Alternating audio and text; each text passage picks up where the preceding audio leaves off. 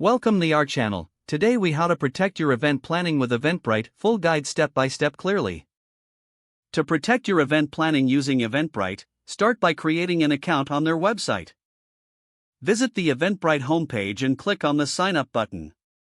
Fill in the required information, including your email address and a secure password. Once your account is created, log in to access the dashboard.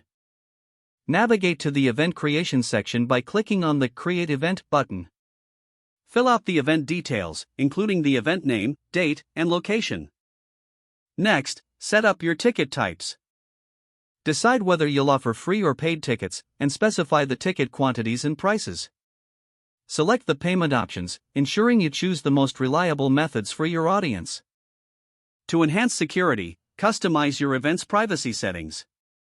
You can choose to make your event public, private, or password protected.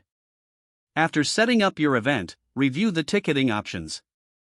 Consider adding a refund policy to protect both you and your attendees. Once satisfied, click on the Publish button to make your event live. To ensure safety, monitor ticket sales closely. Keep track of attendee information in the Eventbrite dashboard. Utilize the analytics tools to understand attendance trends and mitigate risks. After the event, analyze feedback received through attendee surveys. This will help protect your future events with valuable insights. Stay informed about Eventbrite's updates and features to maximize your event planning safety.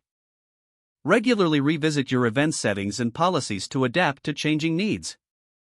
With these steps, you can confidently protect your event planning with Eventbrite. If the page does not load, refresh the browser or try again in a private or incognito window. Make sure you are using the correct email address, then retype it carefully to avoid small typos. If your password is not accepted, use the reset option and create a new strong password you can remember. Check your spam folder for verification or security emails, then complete any requested confirmation steps. Enable two-factor authentication if available to improve account security and reduce unauthorized access risk.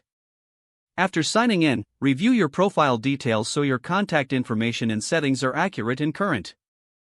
Don't forget to like this video and subscribe to our channel for more step-by-step tech guides.